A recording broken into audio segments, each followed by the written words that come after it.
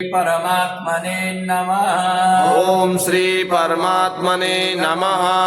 द्वादशोऽध्यायः। अथ द्वादशोऽध्यायः। अर्जुन उवाच। अर्जुन उवाच एवं सततयुक्ताये। एवं सततयुक्ताये भक्तास्त्वां पर्युपासते। भक्तास्त्वां पर्युपासते। ये चाप्यक्षरमव्यक्तम्। ये चाप्यक्षरमव्यक्तम् तेषां के योगवित्तमः। तेषां के योगवित्तमः।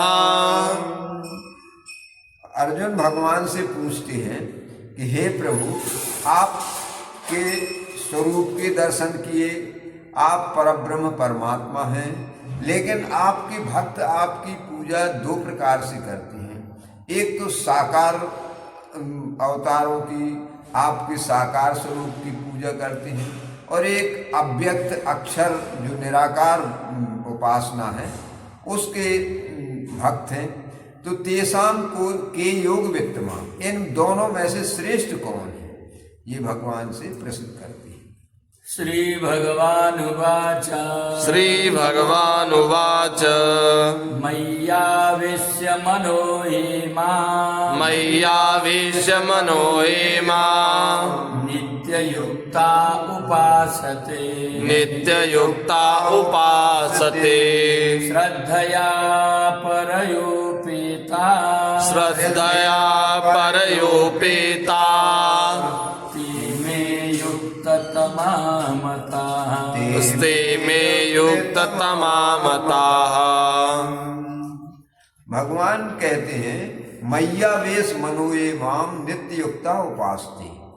भगवान कहते हैं कि जो मुझ में सदैव मेरे प्रति समर्पित होकर के और निरंतर मेरा ध्यान करते हुए मुझे ही अपना आराध्य और सर्वेश्वर मानते हुए जो मेरा भजन करते हैं, श्रद्धया परयोपेतास ते में युक्त तमोमता, वो श्रद्धा से परिपूरित मेरा भक्त जो साकार उपासक है वो जो है श्रेष्ठ है, दोनों में वो श्रेष्ठ है। ये त्वक्षरमनिर्देश्य। ये त्वक्षरमनिर्देश्य मव्यक्तं पर्युपासते। अव्यक्तं पर्युपासते।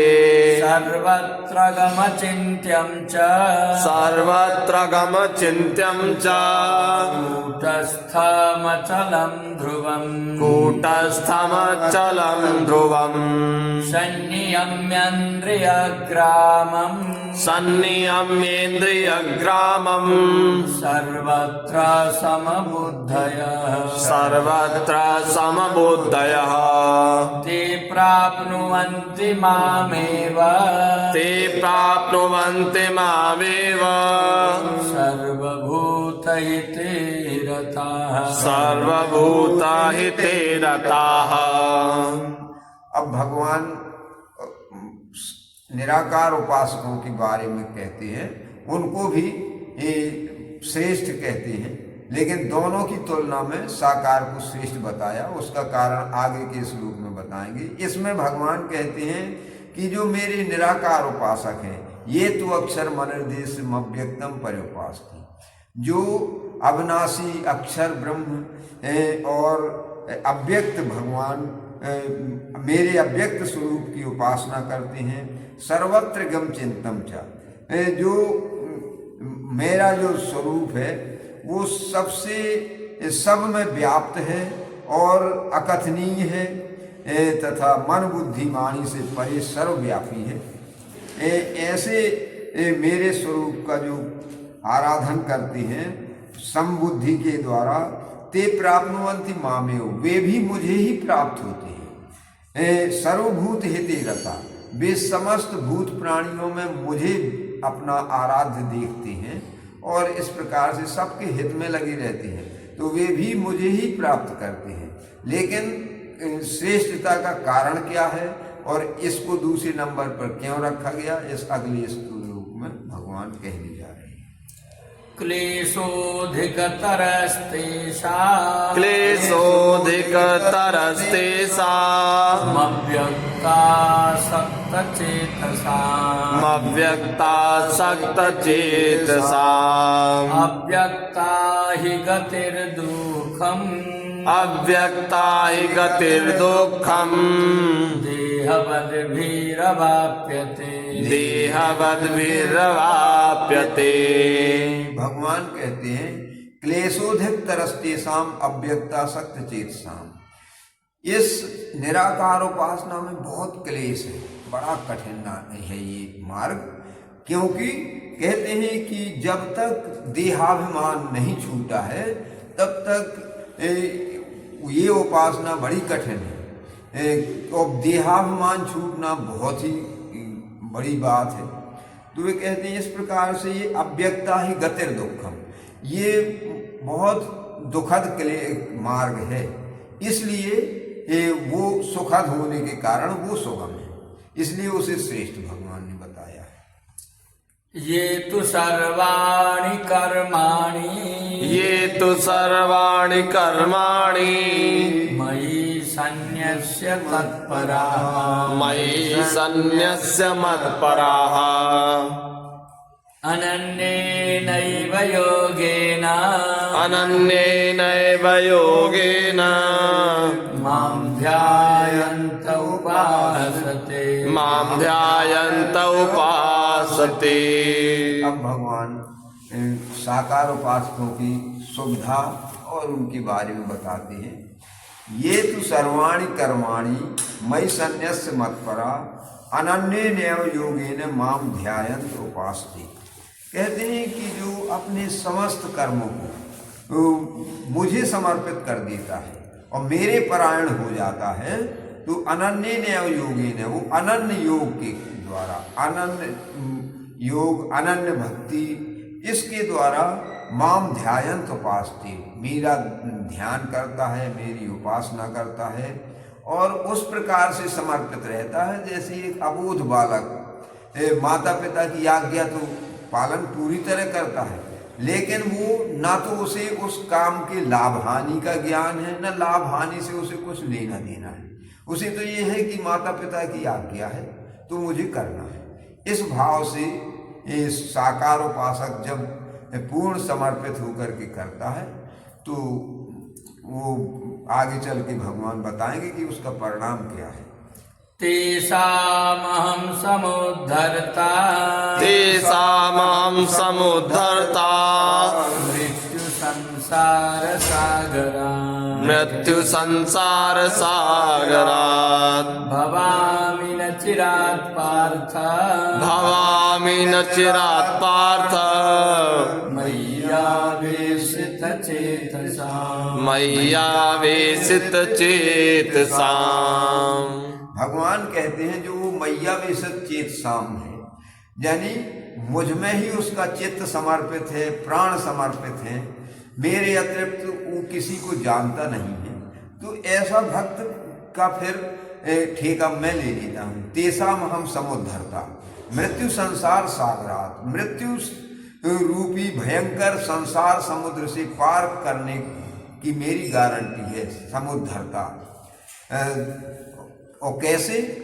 जैसे मार्ग खराब हो या वर्षा होने लगे या बालक थक जाए तो माँ गोद में ले लेती है और उसका मार्ग सुगमता से पार हो जाता है। इसी प्रकार से भगवान उसको अपनी गोद में लेकर के इस भयंकर संसार समुद्र से पार कर देते हैं। ये कहते हैं तेषाम अहम समुद्धरता, उसका उद्धार करने वाला स्वयं मैं हूँ, उसको अपने साधन की कोई परवाह नहीं, वो तो समर्पित हो गया मुझे बस। तो इसलिए भगवान की कृपा अधिक प्राप्त होती है। जैसे उन्होंने रामायण में कहा है, मेरे प्रौढ़ तन समज्ञानी बालक सुत समदासमानी। तो माता जो है बच्चे की, छोटे की परवाह करती है, बड़े की नहीं करती। इसी प्रकार से भगवान ने ये अंतर बताया है।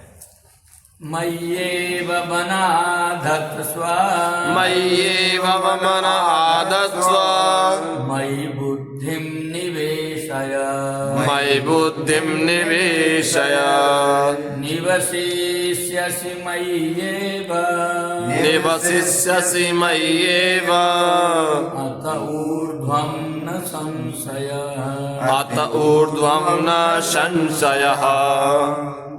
भगवान कहते मय्येव मन आधस्तो मयि बुद्धिम निवेश है, मुझ में ही मन का समर्पण कर दे, मुझ में ही बुद्धि का समर्पण कर दे। ना अपनी बुद्धि से कुछ कर और ना अपनी बुद्धि ना अपने मन से कुछ कर मन माना, बस मेरा जो शास्त्र वचन है वही मेरी आज्ञा, तो उस हिसाब से मेरा अनुसरण कर, मेरा बन करके मेरी प्रसन्नता के लिए सारी कर्म कर। तो कहते निवसस्यसि मय्येव, जब इस प्रकार से वो मुझे ही समर्पित हो जाता है तो फिर अत ऊर्ध्वं न संशय, इसके बाद उसके उत्थान की, उसके कल्याण में कोई संशय नहीं, ये भगवान आश्वस्त करते हैं। अथ चित्तं समाधातुम् अथ चित्तं समाधातुं न शक्नोषि मयि स्थिरम् न शक्नोषि मयि स्थिरम् अभ्यासयोगेन ततो अभ्यासयोगेन ततो मामिच्छाप्तुं धनञ्जय मामिच्छाप्तुं धनञ्जय। भगवान कहते हैं अथ चित्तम समाधातुम न शक्नोषि मयि स्थिरम, अगर तेरी क्षमता ऐसी नहीं है कि मुझ में मन समर्पित कर दे, मुझ में अपना चित्त समर्पित, बुद्धि समर्पित कर दे, तो फिर उसके लिए एक और दूसरा उपाय बताते हैं भगवान कि अभ्यास योगेन ततो मामिच्छाप्तुम धनंजय, वो जो है मुझे पाने के लिए, मुझे समर्पित होने के लिए अभ्यास करे, प्रयास करे, तो वो सफल हो जाएगा। अभ्यासेप्य समर्थोषि अभ्यासेप्य समर्थोषि मत्कर्म परमो भव मत्कर्म परमो भव मदर्थमपि कर्माणि मदर्मपि कर्माणि कुर्वन् सिद्धिमवाप्स्यसि कुर्वन् सिद्धिमवाप्स्यसि।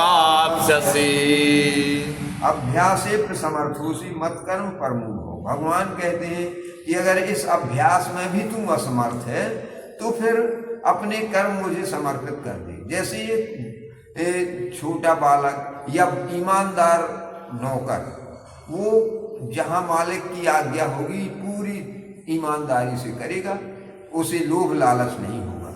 ऐसा ही ये जो है अपने कर्मों को मुझे समर्पित कर दी तो मदर्थमपि कर्माणि कुर्वन् सिद्धिमवाप्स्यसि, इस प्रकार जब कर्म मुझे समर्पित कर देगा तो उसकी जो है सिद्धिमवाप्स्यसि, उसे सिद्धि ही प्राप्त होगी, वो यानी मेरी जो परम गति है वो उसे प्राप्त हो जाएगी। बोलिए वृंदावन बिहारी लाल की जय। इस 10वें श्लोक के बाद कल आगे का प्रसंग पुनः शुरू होगा।